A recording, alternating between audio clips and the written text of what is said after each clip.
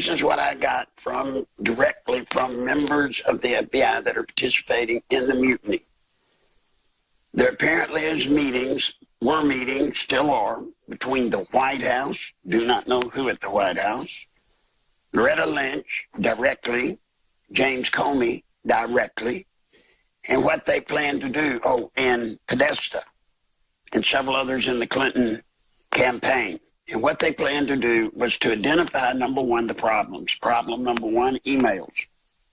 Problem number two, voter fraud. Thanks to you and others, Alex. Thanks to Donald Trump. Thanks to drugs. Thanks to everybody that just wants free and open elections. Every major state's reporting flipping to Hillary, dead people voting, illegals voting. You bet. So they're seeing those two major problems, and they're trying to figure a way to come up with it. I don't know who exactly came up with the plan. I don't have that.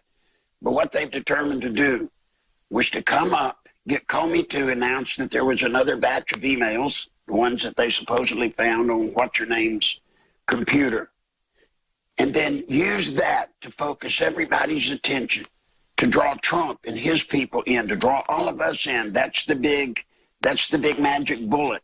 So it's like Red Adair blowing up an oil well that's on fire with a bunch of dynamite. You think blowing it up is the wrong thing. No, it's the perfect thing. Have a big explosion to divert everybody onto that and not all the true smoking guns that we have right in front of us. Absolutely. Now, they're trying to back us off of curtailing voter fraud, or at least staying after it. They're trying to stop the media they're trying to give the media an excuse to stay away from WikiLeaks.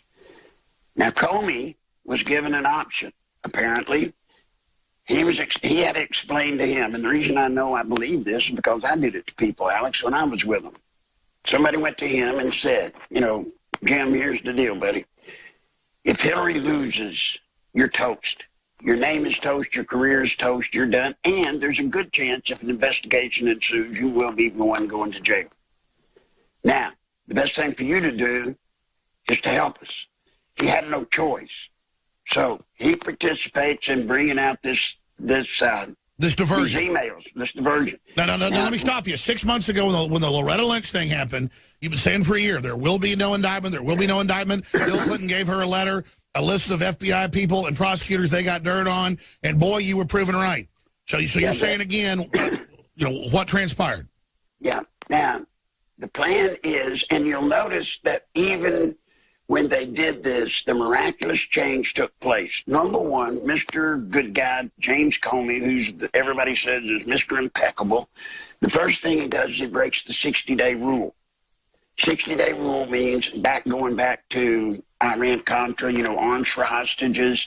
After that election with Carter, the media and everybody in the Ethics Committee said no longer can you bring something out 60 days before an election. And he also leaked it. He didn't just tell Congress 2 weeks before. No, he got it out. So he breaks that rule.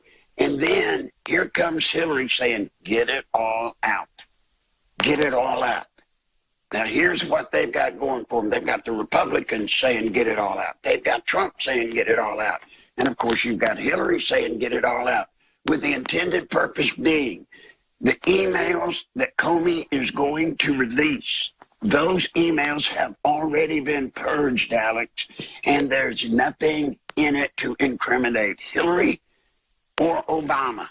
Meanwhile, no one looks at the new WikiLeaks coming out daily or the total coup de grace that came out last week with Obama and Hillary saying we got to clean this up and cover it up.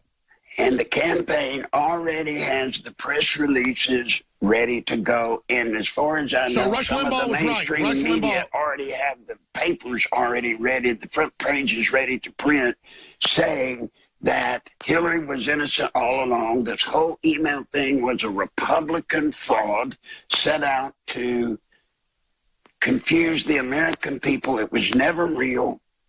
She walks away with the election.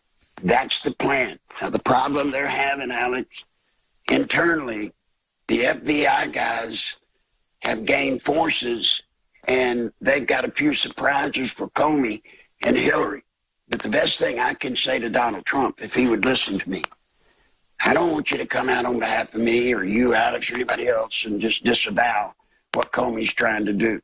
But it would be wise for him to say, Donald Trump should say, golly, guys, you know, Alex, this is kind of weird. Hillary calling for these after she spent 2 years sledgehammering computers and washing them with this acid thing. Why now does Hillary want this stuff to come out, pretending as if she doesn't know what's on these computers? Hillary has known everything that everybody's known since day one. You know that, Alex. I agree, Larry. Let me throw this in then. We need to let people know that we haven't gotten to the big enchilada. I had been told this.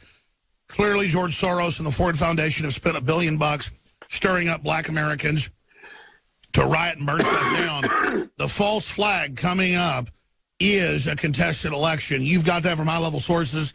I've gotten that as well. They've getting the National Guard ready. They're canceling school on November 8th. That was Friday. They are really gearing up for something big. And you talk to as super high level as it gets, and they concurred. So that everybody knows, Alex, I have told you who I've talked to, and you're perfectly capable of calling him if you'd like, if he'll talk to you. But I don't hide who I talk to. I just cannot put his name out for obvious judicial reasons. Well, I mean, I've had this very person as a very high-level source through a super high-level source as well. So I know it's a very good patriot that's aware of what's happening. I've already confirmed your source.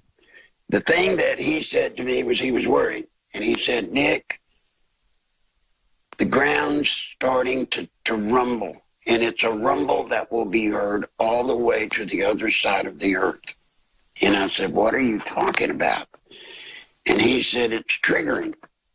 He said, you know, you've been talking, and I didn't believe you in the beginning when you talked about a velvet coup and all that silent coup stuff. He said, Nick, I believe you now. It's here.